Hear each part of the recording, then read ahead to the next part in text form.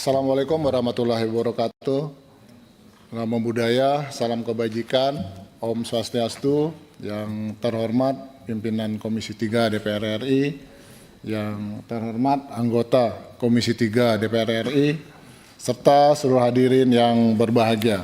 Izin pimpinan, kami sesuai dengan pertanyaan tadi, kami melakukan tuntutan mati terhadap keenam terdakwa tersebut, sebagaimana yang dijelaskan oleh Deputi Penindakan Pemberantasan BNN RI, bahwa berdasarkan fakta persidangan, pimpinan. Dari fakta persidangan, mungkin izinkan kami menyampaikan beberapa hal dalam fakta persidangan terungkap, dan kemudian juga dari keterangan ahli pidana. Mohon izin pimpinan. Bahwa dalam fakta persidangan terungkap terdakwa adalah lulusan pelayaran Aceh, Politeknik Pelayaran Malayati, yang mana terdakwa mengetahui seluruh persyaratan administrasi untuk bekerja sebagai pelaut, serta terdakwa juga memahami terkait peraturan yang mengatur tentang muatan, jenis kapal yang berlaku, dan tidak hanya secara nasional tetapi juga internasional. Bahwa dalam fakta persidangan terdakwa telah mulai bekerja semenjak berangkat ke Thailand tanggal 1 Mei tahun 2025 bersama dengan terdakwa lainnya, dan sejak tanggal 2 Mei 2025 terdakwa menginap di Hotel Sakura Thailand selama lebih kurang 10 hari. Selama periode 1 sampai 10 Mei 2025 terdakwa berada di Thailand dan sempat jalan-jalan juga ke Malaysia menggunakan bus Thailand, pimpinan. Bahwa terdakwa Fandi Ramadan sebagai seorang pelaut dan juga merupakan lulusan Politeknik Pelayaran Malaya Hayati, serta telah memiliki buku pelaut serta tanda identitas seorang pelaut yang sedang berlayar. Di dalam fakta persidangan, buku pelaut milik terdakwa Fandi Ramadan tidak ada COP dari otoritas kesyahbandaran setempat, di mana dapat dinyatakan bahwa bekerja di kapal Sea Dragon tidak sah karena tidak melalui prosedur yang sah. Bahwa dalam fakta persidangan pada tanggal 14 Mei tahun 2025, terdakwa telah menerima transfer uang sebesar 8.244,250 dari Daniel Hotman Simanu. Uang tersebut sebagai kasbon untuk mulai bekerja sebagai ABK di kapal Sea Dragon.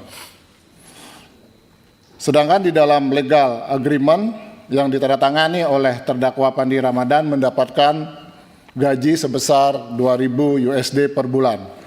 Namun pada saat perjalanan, kapten kapal menyampaikan kepada Fandi Ramadan dan terdakwa lainnya, apabila barang ini sampai di tempat tujuan akan mendapatkan bonus sebesar 1 bulan gaji. Bahwa terdakwa Fandi Ramadan bertugas sebagai ABK di bagian mesin kapal, berangkat menuju ke Phuket dengan perjalanan selama 3 hari. Sesampai di tengah laut Phuket, kapal sempat berhenti sebagaimana yang dijelaskan oleh penyidik dari BNN, pimpinan. Mungkin kami langsung kepada fakta persidangan dari ahli pidana yang menjadi dasar kami juga melakukan tuntutan mati tersebut, pimpinan. Bahwa unsur kesalahan yang bersifat subjektif dapat dinilai dari perbuatan nyata pelaku, sehingga batin dan sikap batin pelaku dapat disimpulkan dari rangkaian perbuatannya. Yang kedua, bahwa perbedaan antara dolus, kesengajaan, dan kulpa kealpaan terletak pada sikap batin pelaku terhadap akibat perbuatannya, namun keduanya sama-sama merupakan bentuk kesalahan dalam hukum pidana. Yang ketiga, bahwa dalam konteks permufakatan jahat dan turut serta, keduanya sama-sama didasarkan pada adanya kesepakatan atau kerjasama sadar dalam melakukan tindak pidana, sehingga tidak selalu perlu dibuktikan secara terpisah sepanjang terdapat fakta kerjasama tersebut. Yang keempat, bahwa konsep permufakatan jahat maupun turut serta lebih banyak dirujuk pada putusan pengadilan termasuk putusan Mahkamah Agung dalam praktek pidana. Yang kelima, bahwa dalam menentukan pasal yang dikenakan terhadap pelaku harus dilihat keseluruhan rangkaian peristiwa, bukan hanya pada awal kejadian melainkan hingga akhir kejadian. Yang keenam, bahwa dalam perkara 6 orang awak kapal yang diperintahkan membawa dos yang tidak diketahui isinya, namun tetap menjalankan perintah hingga terjadi penangkapan, perbuatan tersebut menunjukkan adanya kesadaran mengambil risiko yang dalam hukum pidana dapat dimaknai sebagai bagian dari unsur kesengajaan. Yang ketujuh, bahwa ketidaktahuan awal dari isi barang tidak serta-merta menghapus pertanggungjawaban pidana, apalagi pelaku tetap melanjutkan perbuatan dan menyadari adanya risiko hukum. Yang ke-8, bahwa ketidakmampuan menolak perintah tidak serta-merta dapat dikualifikasikan sebagai paksaan menurut pasal 48 KUHP kecuali terdapat paksaan fisik yang nyata dan menyebabkan pelaku tidak memiliki pilihan lain. Selanjutnya yang ke-9, bahwa paksaan psikis pada prinsipnya tidak termasuk dalam pengertian paksaan sebagaimana dimaksud dalam pasal 48 KUHP. Dalam penilaian atas hal tersebut merupakan kewenangan majelis hakim.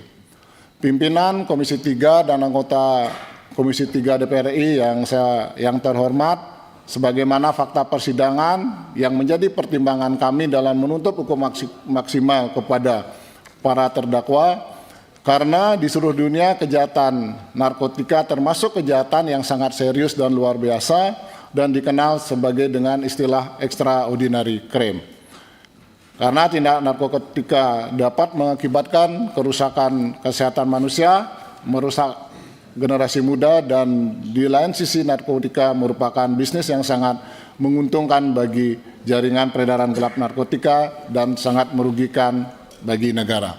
Mungkin itu pimpinan yang menjadi dasar kami untuk melakukan tuntutan maksimal terhadap 6 para terdakwa. Ya, ini ada Pak Muhammad Arfian ya. Ada yang ingin disampaikan, Pak? Ya, silakan.